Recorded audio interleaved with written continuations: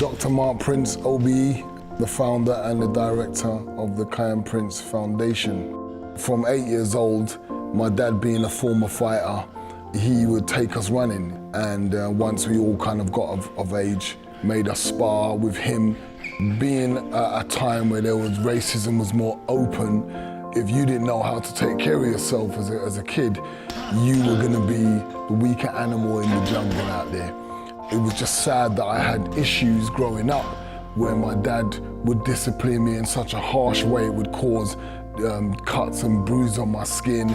So my answer to everything was violence. I started boxing at 21. I began boxing in Tottenham Enterprise. A busy gym, lots of competition, loads of fighters. I used to love when the pros would come in. Michael Watson was my first official sparring session that I'd done. And what was exciting about that was he was the one that told me that you have something awesome. His words were, you're gonna be a champion one day. My career, I think, ended with about 23 wins, 1 loss, and about 19 knockouts, and a great world title fight as well. We're talking about fighting one of the best light heavyweights that went down in history, Dariusz Mikuchowski, and you can't take nothing away from him. I would hate watching my son getting bashed in the face.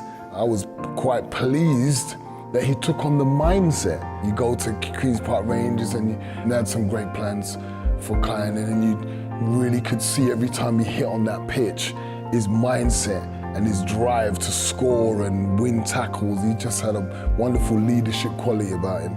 So Kiyan, at 15 years old, was at school. In fact, he was outside the school gates. They noticed a fight breaking out, and Kiyan went to break it up. The guy pulled a knife out. And from the feedback I've got, Kiyan said, you know, what are you doing with that? You know, put it away, man. And the guy went for him.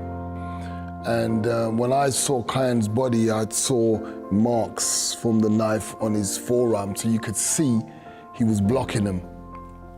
One got through straight into his heart. And yeah, he died outside his school in front of his friends and everyone.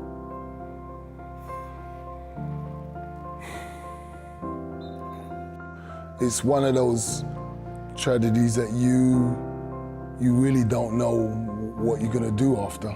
Every person's worst nightmare, to think something could happen to your child. And my worst nightmare came true. I think I lost my mind. It comes like a tsunami, phone call, and all these crazy feelings and thoughts, and you got to drive to the hospital and find out what's going on with your son.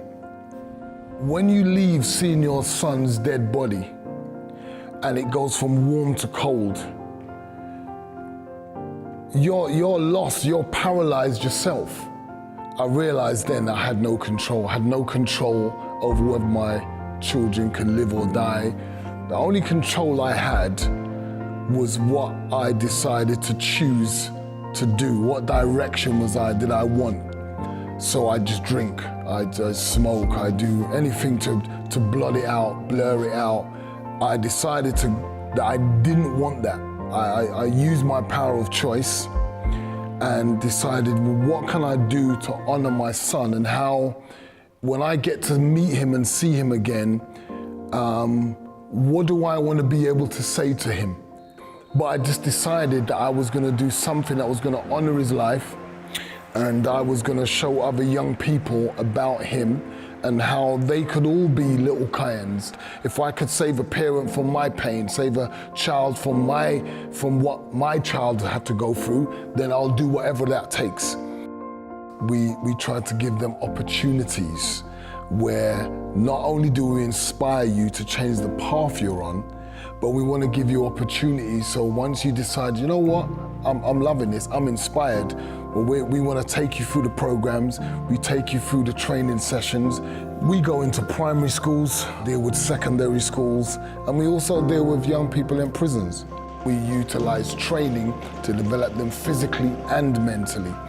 We've also got counselors, therapists on board. So we've got to develop the mind, because you have to be free here first.